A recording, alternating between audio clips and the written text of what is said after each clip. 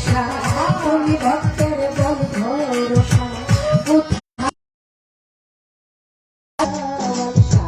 ভক্তগণের বল ভরসা, বারের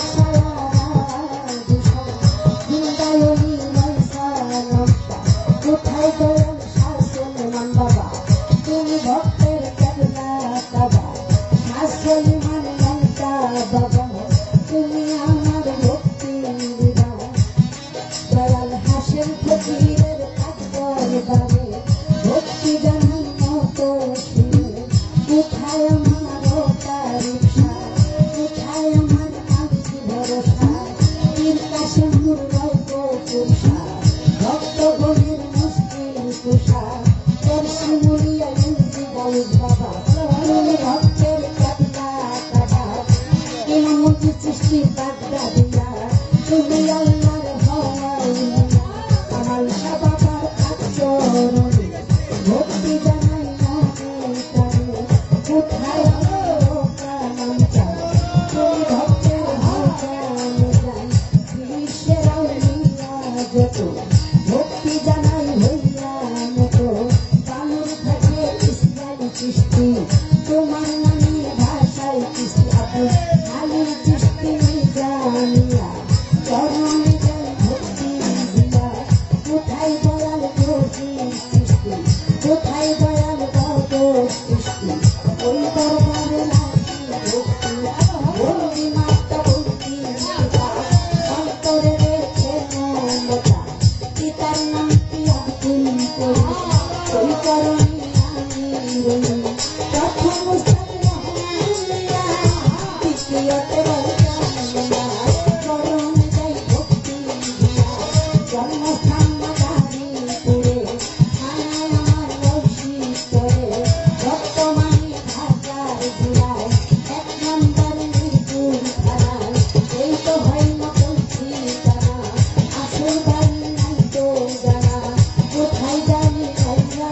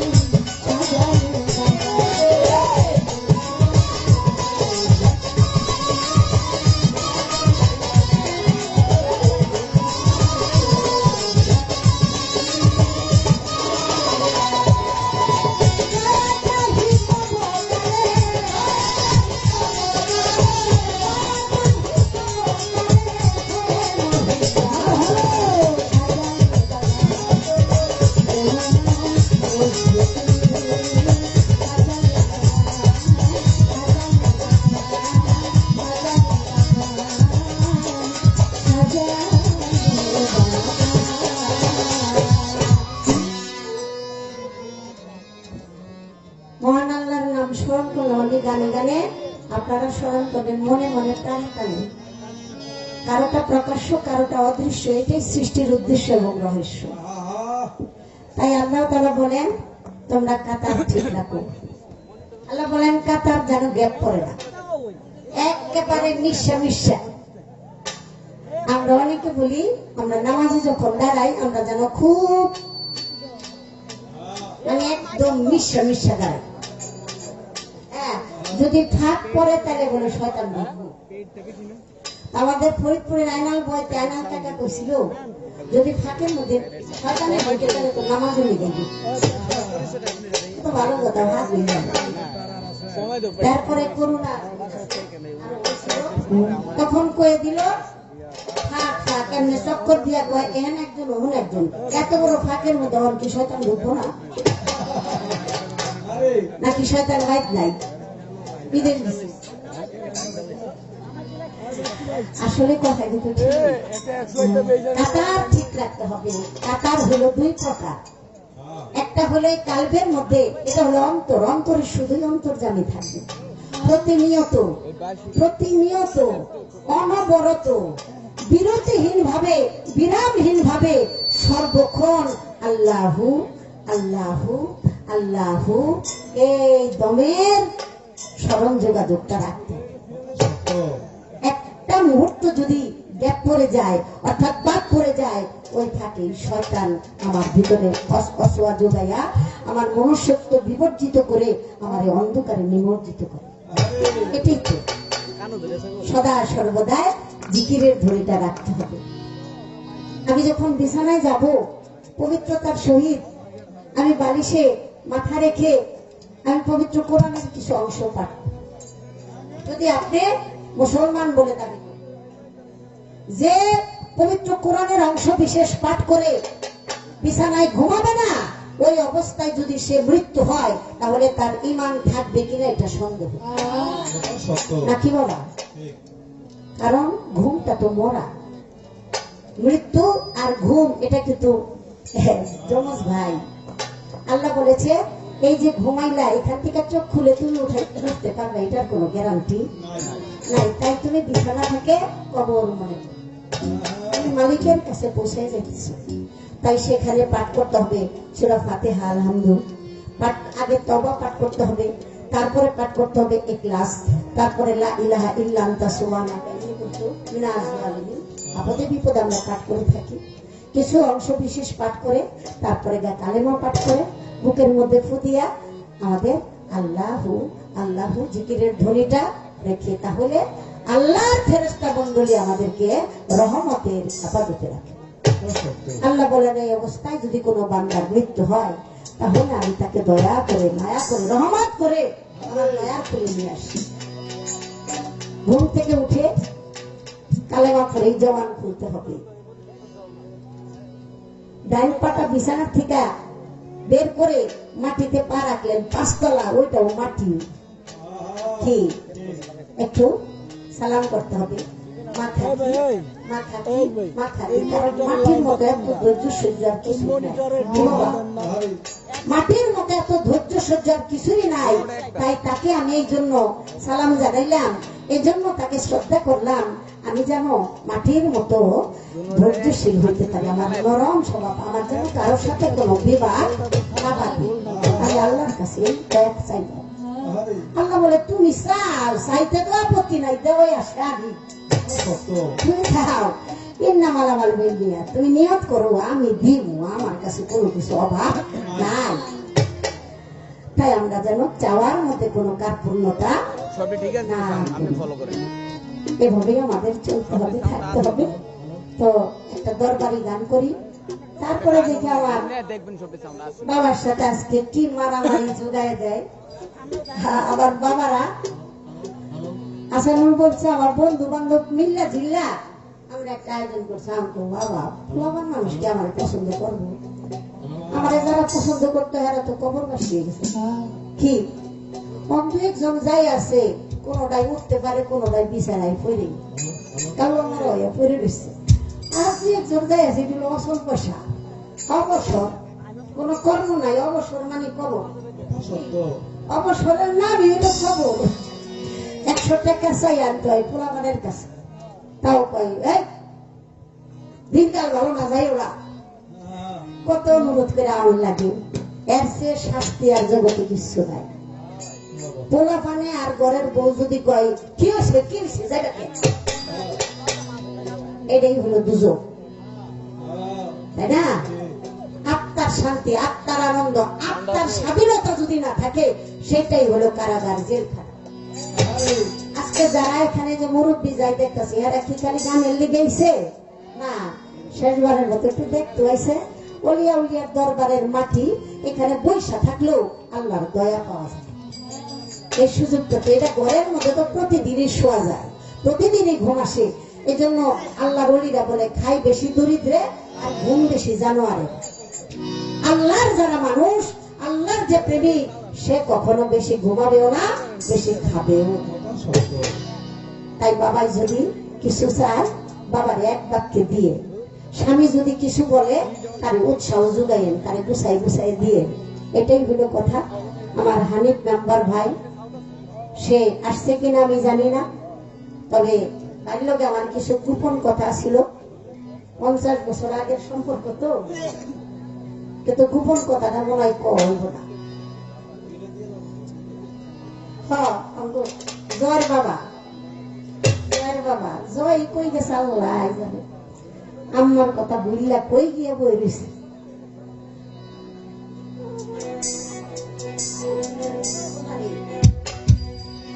কত খেলা জানরে মারা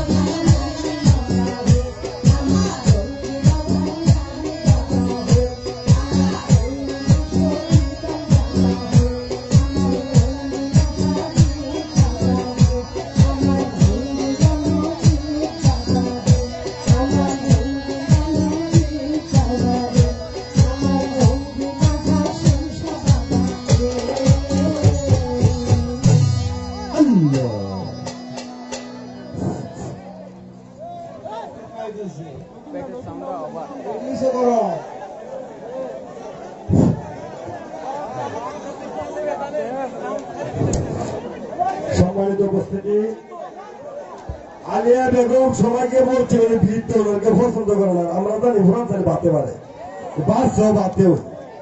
যাক, সম্মানিত উপস্থিতি, আলিয়া বেগমের বন্ধুরা এবং দরবারি গানে সন্তুষ্ট হয়তো দয়াল বাবা ইলিয়াস সাহেব রহমতুল্লাহ আলাইহি দরবারের পক্ষ থেকে ওনাকে 200 টাকা দিয়ে পুরস্কৃত করেছেন এবং 2021 সালে চেয়ারম্যান পদপ্রার্থী দুপাগান্দা গ্রামের কৃতি সন্তান জনাব মোহাম্মদ মনিরুল হক মিন্টু মিয়া ইতালি প্রবাসী ওনাকে 500 টাকা দিয়ে পুরস্কৃত করেছেন।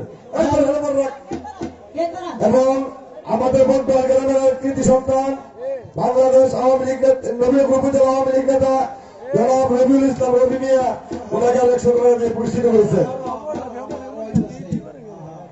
পাশাপাশি হযরত ইলিয়াসের আরেক ভক্ত ওনাকে 100 টাকা দিয়ে পুরস্কৃত করেছেন এবং আমাদের বর্তমান গ্রামের কৃতি সন্তান নবীনগর বাজারের বিশিষ্ট ব্যবসায়ী জনাব মিনাদুল ইসলাম মিন্টু মিয়া ওনাকে 100 টাকা দিয়ে পুরস্কৃত করেছেন এবং আরো অনেকে অনেকগুলো টাকা দিয়ে আলিয়া ভাগে পুরস্কৃত হয়েছেন। ধন্যবাদ সবাইকে।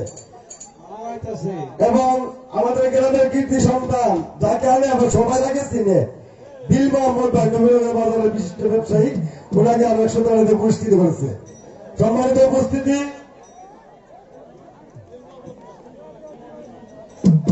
এবং মিন্টু মিয়ার ছোট ভাই মোলার রিপন মিয়া ওনাকে আরো 100 টাকা দিয়ে পুরস্কৃত করেছেন। সম্মানিত উপস্থিতি, দরবারের পক্ষ থেকে অনুরোধ করা হয়েছে আলিয়া আপা গাইব হাসনের ভূমিকায় এবং যেহেতু সরকার কিয়ামতের ভূমিকায়। ধন্যবাদ। আসলে অনেক টাকার মাধ্যমে আমাদেরকে উৎসাহ দিলে সবচেয়ে সবার ভিতরে একটা আন্তরিকতা, আনন্দ। যেখানে আনন্দ সেখানে গোবিন্দ। আজকের এভাবেই আসলে কি দরবার হলো মহাশক্তি। মহাশক্তির আদেশে আমাদের কাজকর্ম করতে হবে, এখানে অন্য কিছু।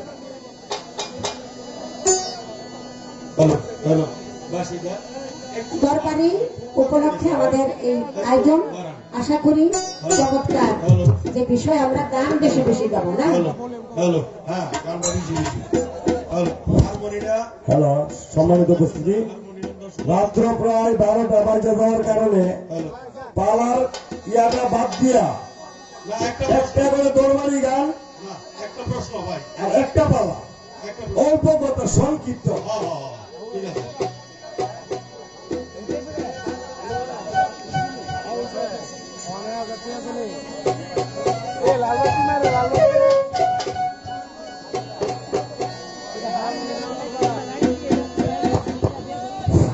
এবং মোলার বাক্কার ভাই আলিয়া ভাগানে সন্তুষ্ট হয়ে আরো 200 টাকা দিয়ে পুরস্কৃত করেছেন।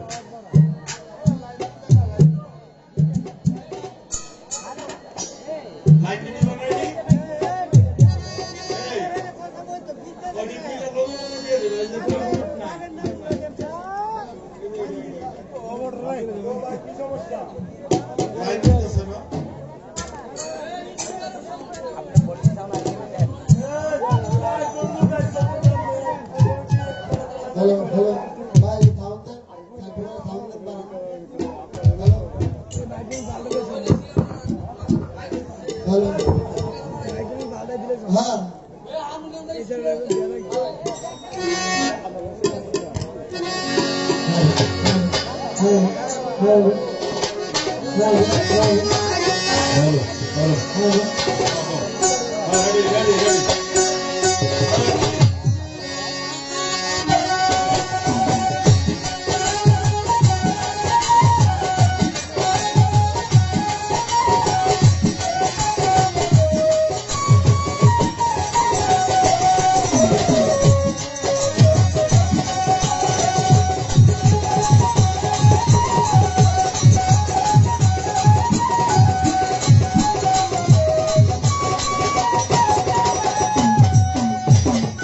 হ্যালো হ্যালো আরেকটু লাউড করেন উপরে ভোকালটা।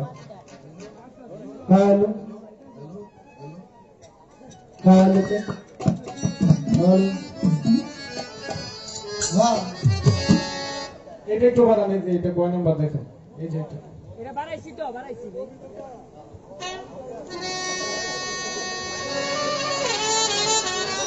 হ্যালো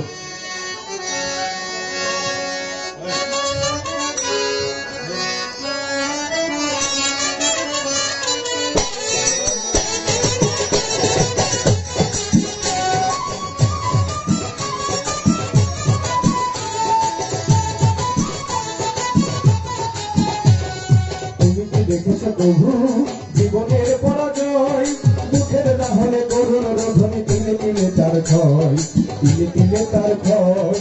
তুমি কি দেখেছ প্রভু জীবনের পরাজয়, দুঃখের দাহনে করুণ রোধনে তিলে তিলে তার ক্ষয়, তিলে তিলে তার ক্ষয়। তুমি কি দেখেছ প্রভু জীবনের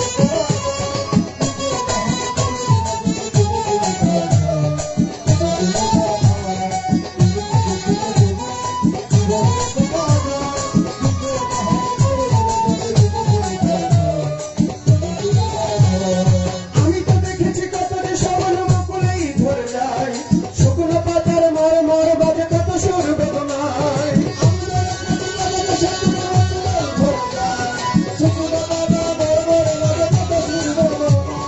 আমি তো দেখেছি কত যে সবল মুকুলেই ধরে যায়, শুকনো পাতার মর মর বাজে কত সুর বেদনায়। আকাশে বাতাসে নিষ্ফল হাহাকার হয়ে দুঃখের দাহনে করুণ রোধনে তিলে তিলে তার ভয়, তিলে তিলে তার ভয়। তুমি কি দেখেছ প্রভু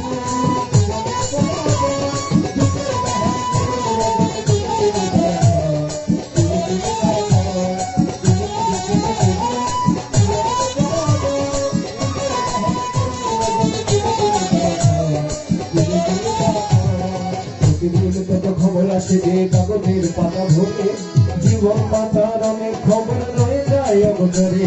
প্রতিদিন কত খবর আসে যে কাগজের পাতা ভরে, জীবন পাতার অনেক খবর রয়ে যায় অবতরে।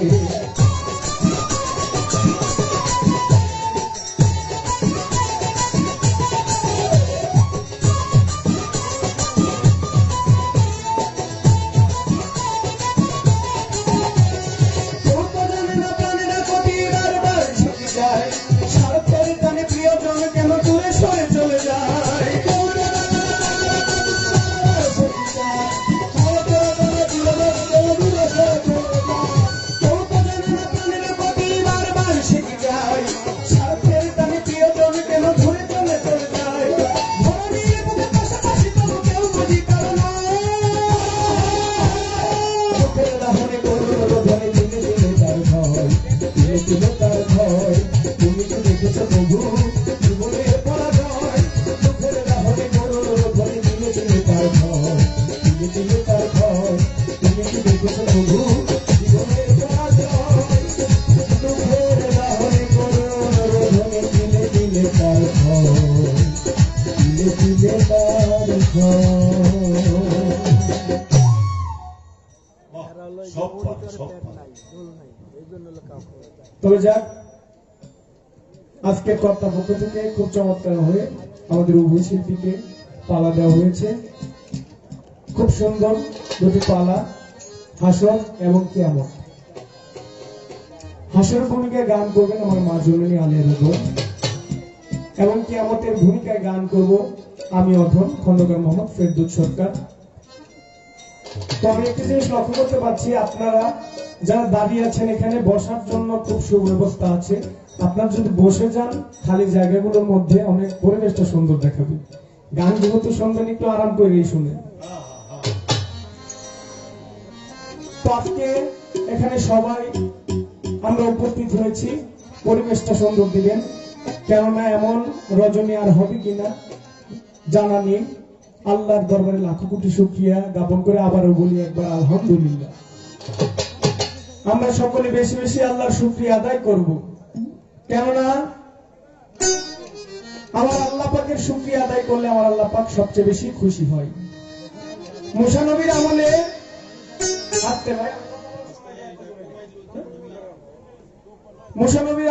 মুসা নবী তো আল্লাহর সাথে কথা বলতো তোর পাহাড়ে গিয়ে। তোমার মুসা নবী তোর পাহাড়ে যায় আল্লাহর সাথে কথা বলার জন্য। পথের মধ্যে একজন ব্যক্তি দেখা পাইল মুসা নবীকে। তার অনেক ধন দৌলত সম্পত্তির মালিক সেই ব্যক্তি মুসা নবীকে বলল, হে আল্লাহর নবী, আপনি তো আল্লাহর সাথে কথা বলেন, আল্লাহকে একটু বললেন যে আমার তো অনেক ধন সম্পদ, এতগুলা ধন সম্পদ আমার ভালো লাগে না, কিছু কমায় দেওয়ার জন্য। মুসা নবী যাইতাছে, সামনের মধ্যে আরেকজন ব্যক্তি মুসা নবীকে পাইল। সেই ব্যক্তির পরনের মধ্যে কোনো একটা ভালো কাপড় নাই, ছেঁড়া জামা। সেই ব্যক্তি বলতেছে, হে আল্লাহর নবী, আপনি তো আল্লাহর সাথে কথা বলেন, আল্লাহকে বলেন আমার দিকে একটু তাকানোর জন্য, আমার তো কিছু বলতে কিছুই নেই, আমি ভালো করে খাইতেও পারি না, ভালো পোশাকও পরতে পারি না, আল্লাহকে বললেন আমার কিছু দেওয়ার জন্য। মালিককে বললেন। মুসা নবী গেল আল্লাহর কাছে গিয়ে বলল, হে আল্লাহ, পথিমধ্যে একজনের সাথে দেখা হয়েছে, সেই ব্যক্তি বলল যে তার নাকি অঢেল ধন সম্পত্তি, এত ধন সম্পত্তি, সে দেখতে দেখতে সে অসহ্য হয়ে গিয়েছে, তার কিছু ধন সম্পত্তি আপনি তাকে কমায় দেন। আমার আল্লাহ পাক মুসা নবীর এই উত্তরে জবাব দিলেন যে, হে মুসা, তুমি সেই ব্যক্তিকে বলল যে আমার নামে যে শুকরিয়া আদায় করে, সেই ব্যক্তি শুকরিয়া আদায় করা বন্ধ করে দেওয়ার জন্য, এবং যেই ব্যক্তির কিছু নাই সেই ব্যক্তিকে বলল আমার নামে বেশি বেশি শুকরিয়া আদায় করার জন্য, আমার প্রতি বেশি বেশি শুকরিয়া আদায় করার জন্য। মুসা নবী আসার পথে দেখা হইল সেই ধন সম্পদ ওলা মালিকের সাথে। দেখা হওয়ার পর সেই ব্যক্তি বলতেছে, কি বললো আল্লাহ? মুসা নবী কয়, আল্লাহ পাক বলছে যে তুমি আল্লাহর যে শুকরিয়া আদায় করো, শুকরিয়া আদায় করা বন্ধ করে দাও, তাহলে তোমার ধন সম্পত্তি আস্তে আস্তে কমে যাবে। সেই ব্যক্তি বলল, আল্লাহর নবী, আমি আল্লাহর কসম করে বলছি, যে মাওলা আমাকে সৃষ্টি করেছেন, যে স্রষ্টা আমাকে সৃষ্টি করেছেন, যখন আমার কিছুই ছিল না, আমি একদম নিঃস্ব ছিলাম, সেই মুহূর্তেও আমি এই অধম, আমি আল্লাহর শুকরিয়া আদায় করা বন্ধ করি নাই। আর এখন আমার এত কিছু, আমি কিভাবে আল্লাহর শুকরিয়া আদায় বন্ধ করব? আবার মুসা নবী চলতে লাগলো, যে ব্যক্তির কিছু নাই, অনাথ, সেই ব্যক্তির সাথে দেখা। সেই ব্যক্তিকে আল্লাহ কি কইছে? কয়, আল্লাহ তো বলছে তুমি বেশি বেশি আল্লাহর শুকরিয়া আদায় করো, সন্তুষ্টি লাভ করো, আল্লাহর শুকরিয়া আদায় করো। সেই ব্যক্তি উত্তরে বলল, আল্লাহ কইছে শুকরিয়া আদায় করার জন্য, আমার মেয়ে পরনের মধ্যে কাপড় নাই, জামা নাই, খাইতে পারি না, একবেলা আমি আল্লাহর শুকরিয়া আদায় করব। কত বড় পোড়া কপাল! তাই বেশি বেশি আল্লাহর শুকরিয়া আদায় করবেন। একজনের দালান কোঠা আছে, গাড়ি আছে, ওই দিক তাকাবেন না। আমি কেমন আছি, আমি কোন অবস্থানে আছি, এই জিনিসটা দেখবেন আপনারা। আমার থেকে খারাপ আরেকজন চলতেছে না, আমার তো হাত আছে, পাও আছে, আমি সুস্থ আছি। আল্লাহর সবচেয়ে বড় নিয়ামত হচ্ছে একজন মানুষের সুস্থতা। যে অসুস্থ সেই ব্যক্তি বোঝে, তার টাকা পয়সাও ভালো লাগে না, নারী গাড়ি বাড়ি কিছুই ভালো লাগে না অসুস্থ থাকলে।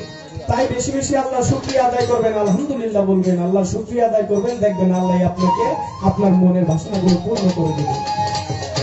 তবে যাক, আজকের পালা হাসর কিয়ামত। আমি অধম ফেরদৌস কিয়ামতের ভূমিকা নিয়ে গান করব।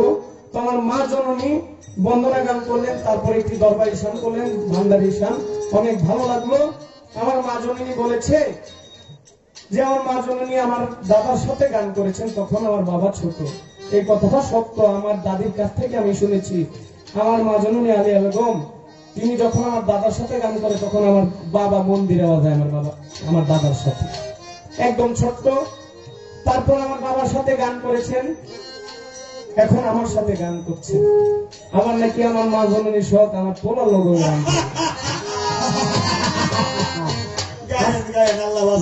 আজকে যে অবস্থা দেখতেছি, আমার পোলা লোকে না, আমার নাতিপতির লোক গান। আল্লাহ বাচ্চাক আপনারে হয়ে গেছে, আমি বুড়া এনে পোলা পাইনের অনুষ্ঠান মাসাল্লাহ দিলে, পোলা পাইন বাচ্চা সহ যা আছে বুড়া করা সাড়ে না চাইছে, মুখে মুখে বুড়া, অন্তরটা কিন্তু বুড়া হয় না। আমি দোয়া করি আমার মা জনের জন্য সুস্থ সবল থাকে, আমাদের মাঝে অনেক অনেক অনেক দিন বেঁচে থাকে। এই বাংলাদেশের মধ্যে বাউল মাতা আলিয়া বেগম ওয়ান পিস, এটা আগে ছিল না আর হবেও না কখনো এমন শিল্পী। এই রত্নটা যেন আমরা আরো আরো অনেক দিন, দীর্ঘদিন আমরা দেখতে পারি। সবাই মিলে আমরা দোয়া করবো আমার মা জনের জন্য। তবে পালা দিয়েছে আমার মা জননী আগেই বলছে যে আজকে একটা যুদ্ধ হইব, মা পোলার যুদ্ধ। ও মা, আমিও কই একটা যুদ্ধ হইব। আমার দাদার লগে যুদ্ধ করছেন, আমার বাপের লগে করছেন, আমার লগে বাদ যাইব কেন? আমিও প্রস্তুত আজকে যুদ্ধের জন্য। এই ইলিয়াস বাবার দরবারেই আমার মা জননীর সাথে আমার বাবা গান করেছিল। আপনাদের মনে আছে কিনা? আমি তখন ছোট্ট বাচ্চা, আমার বাবার সাথে আসি। তখন থেকে নিয়ত করে রাখছি যে আপনার যদি কোনোদিন ভাগ্যে পাই এমন একটা যুদ্ধ লাগবে আপনার সাথে। ওই দিন কিন্তু গানের মধ্যে যুদ্ধই হয়েছিল একটা ছোটখাটো আমার বাবার সাথে। তো আজকেও দেখি আপনারা আমার সাথে থাকেন। যাক, সবার প্রতি সালাম, আসসালামু আলাইকুম।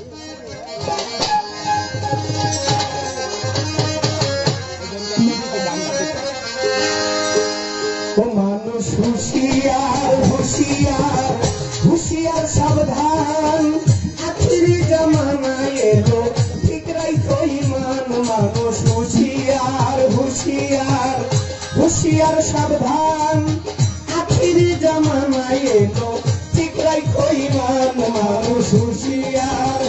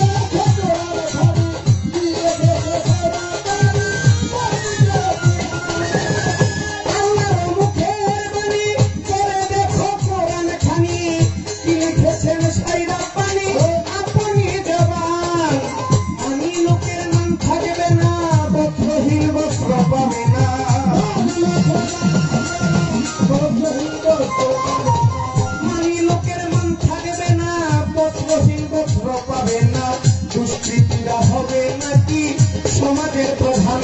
মানুষ হুঁশিয়ার, হুঁশিয়ার, হুঁশিয়ার সাবধান, আখিরি জামানায় এলো, ঠিক রাইখো ঈমান। মানুষ হুঁশিয়ার, হুঁশিয়ার, হুঁশিয়ার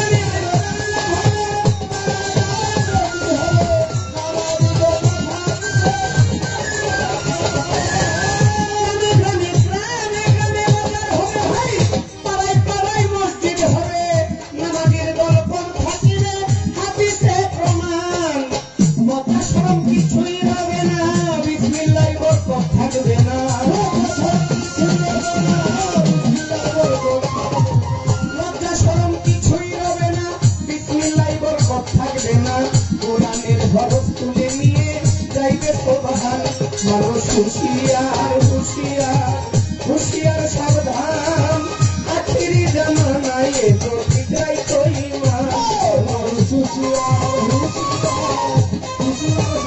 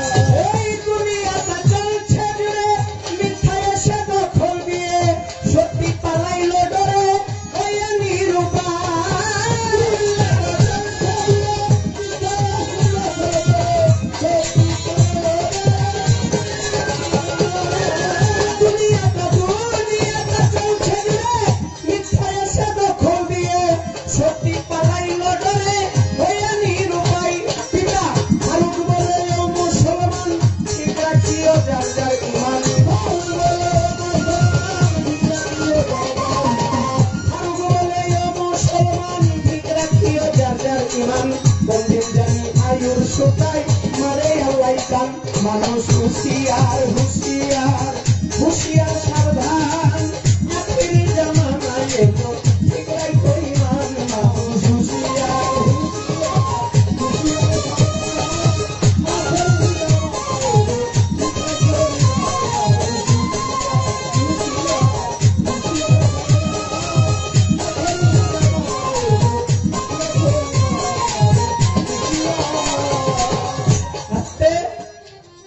পালা যেহেতু দেয়া আছে হাসর এবং কিয়ামত, কিয়ামতের ভূমিকায় গান করবো আমি অধম এবং হাসরের ভূমিকায় গান করবেন আমার মা জননী।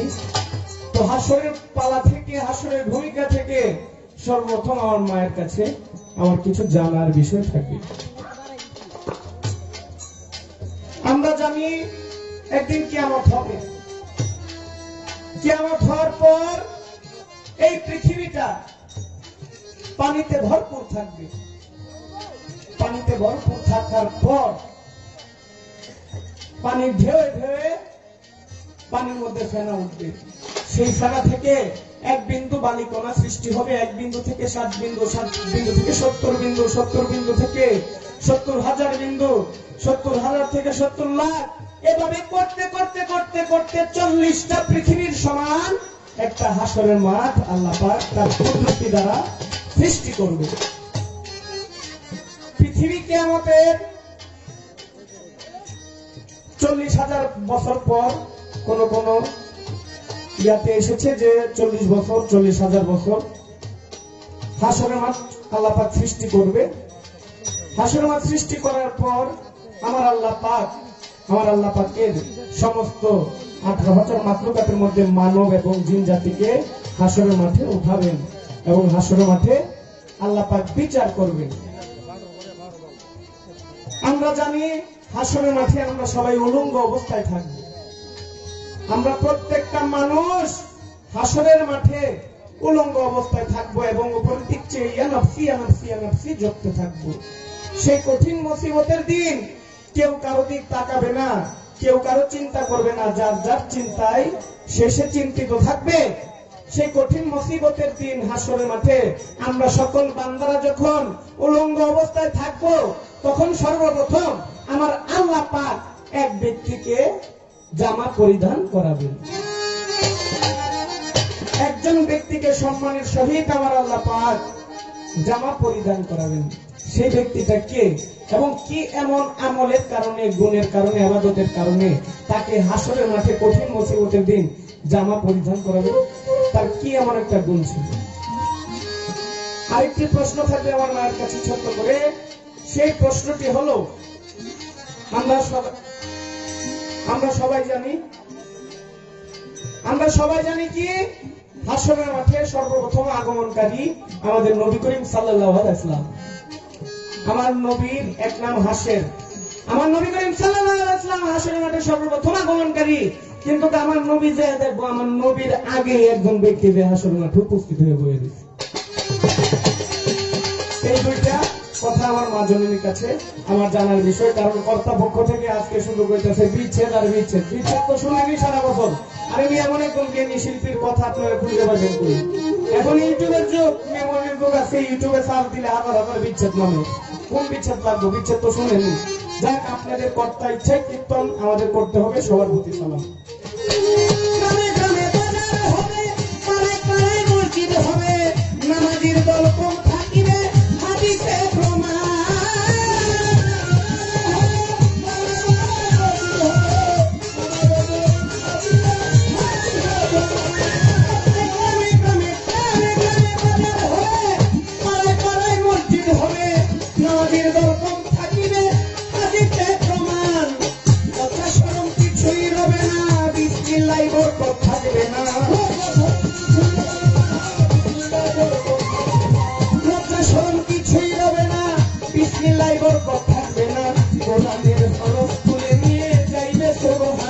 মানুষ হুঁশিয়ার হুঁশিয়ার হুঁশিয়ার সাবধান, আখির জামানায় এলো ঠিক রাখো ইমান। মানুষ হুঁশিয়ার হুঁশিয়ার হুঁশিয়ার সাবধান, আখির জামানায় এলো ঠিক রাখো ইমান। মানুষ হুঁশিয়ার হুঁশিয়ার হুঁশিয়ার সাবধান।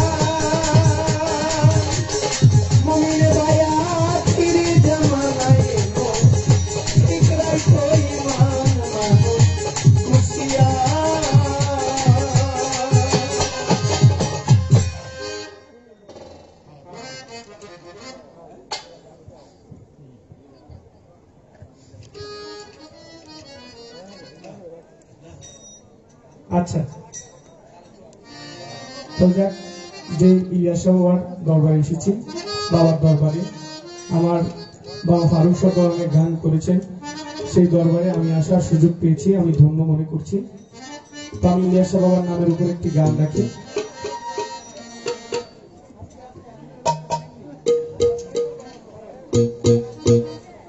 তো যাক, ইলিয়াস বাবার নামের উপর গান করি। আর আপনারা কর্তাপক্ষ আজকে দেন না করবেন, এমনি গান গাবো গান, আপনারা যেভাবে বলবেন। যদি বলেন কথা বাদ দিয়ে দিতে বাদ, সবার প্রতি সমস্যা নেই।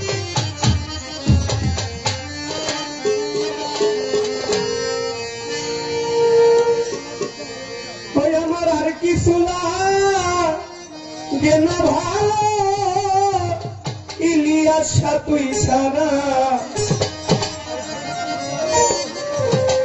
আমার আর কিছু লাগে না ভালো, ইলিয়াস তুই ছাড়া আমি বাবার পীড়িতের মরা।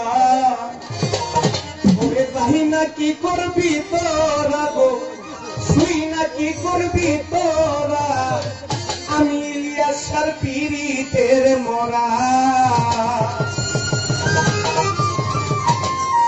আমার আর কিছু লাগে না ভালো, দয়াল চান তুমি ছাড়া।